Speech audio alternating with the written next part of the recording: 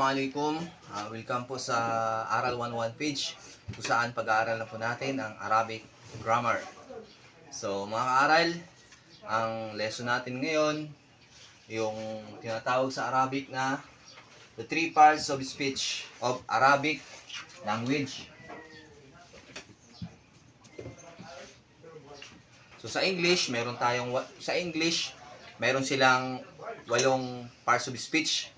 8 sa English, sa Arabic ay 3 lang mga kaaral. So, ang Arabic language ay binubuo ng mga salita. Ibig sabihin, mga salita, mga words. Or sa Arabic, kung isulat, kalima.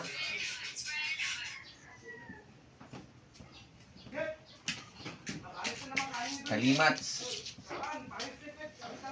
Yan, or words. Ang Arabic language daw ay binubuo ng mga kalimats or words, ng mga salita. At ang mga words na to ay mayroong 3 klase. May 3 klaseng mga words na to mga kaaral.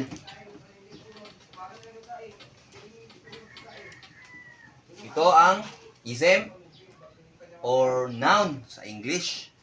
Ism, noun. At fi'l. Fi'l or verb. Action. Pwedeng verb, pwedeng action. Fi'l. At ang pangatlo ay ang harf. So, meron tayong harf or sa English, tawag dyan ay letter or particle.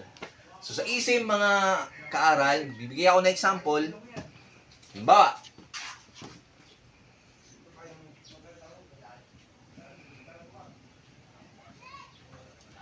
Baytun. Baytun, ito ay, sa English ay, a house. A house. Ano ba house ko? A house. And then, sa fi'l, example natin,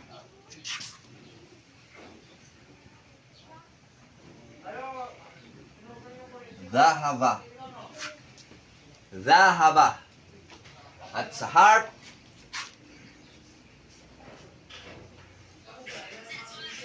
ilah. Or sa dhahaba, sa English, he went. Ito naman, ilah, to. So ito, yung mga salitang to ay magkakaiba sila. No? Yung ism, meron tayong bayton. Sa fi'l, meron tayong dhahaba. At sa harf, meron tayong ilah. So, ito yung mga klase ng mga salita na bumubuo sa Arabic language. 3 po yan. The 3 parts of speech of Arabic language. So, ism, noun, fi'l, verb or action, harf, letter or particle. So, yun po yung bumubuo ng 3 mga salita sa Arabic language. So, kung bubuuin natin ito mga kaaral, ganito.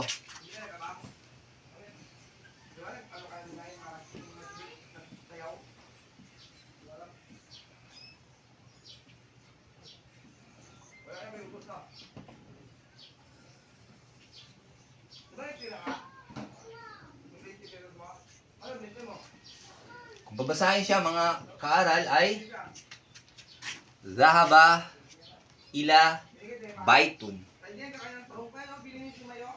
Dhahaba ila bayton. Kung bubuuin natin siya sa English, unay natin to. He went. Yun, dhahaba. To yun. Ila. Dhahaba natin, ito, he went. Sunod yung ila ay to. Sunod bayton, a house. So, nakabuo tayo ng isang sentence mga kaaral. He went to a house. Dhahaba ila baytun.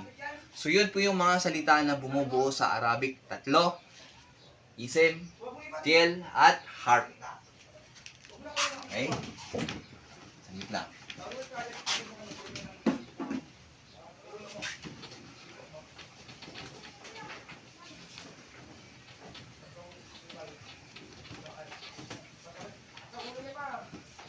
Kanina sinabi ko sa English ay 8. Bakit sa Arabic 3 lang? Well, ganito yon. Itong ismon or itong noun ay merong kasama yan.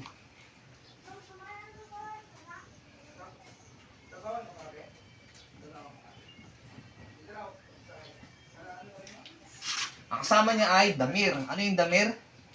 Ito ay pronoun. And then, adjective.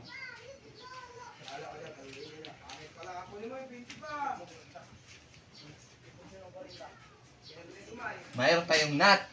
Ano yung not?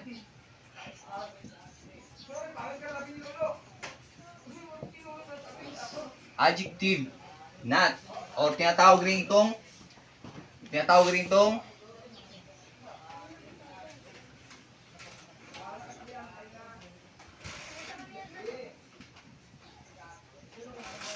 yung not na sefa.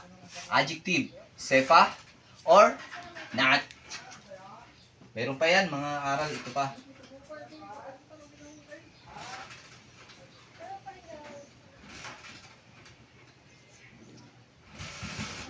Meron tayong verb or adverb. So ilan na? 1, 2, 3, 4. May isa pa.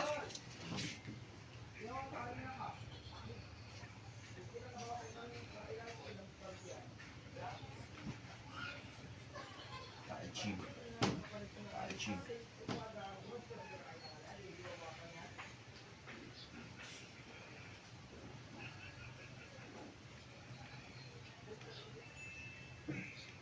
Yung tinatawag natin na ta'ajib or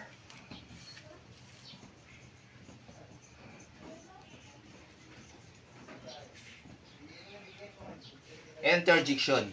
Ulitin ko, mga kaaral. Meron tayo sa under po sa ism, meron po tayong damir or pronoun, not or adjective, tinatawag rin na sifa, zarf, adverb, ta'ajib, interjection. So, 1, 2, 3, 4, 5. 5 po sila, 5. Plus ito, verb, or any action verb kahit ano dyan, kahit ano. Kahit anong mga salita na action verb, verb, kabilang po sa PL. At ang panghuli natin, itong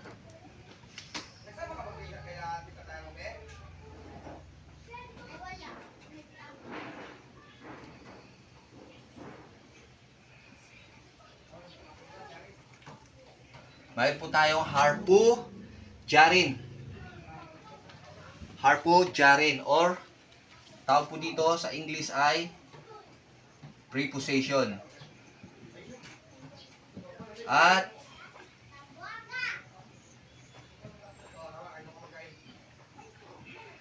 harpu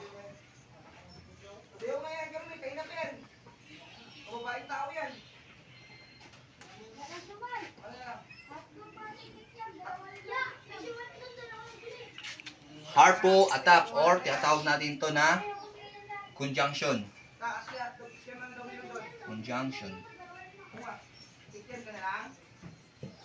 So meron po tayong 1, 2, 3, 4, 5, 6, 7, 8. So meron din po tayong 8 sa Arabic, mga kaaral. 8 parts din ng parts of speech, 8. Pero yung pinaka-main lang natin dapat, ito lang, yung ism, fill, at saka yung harp.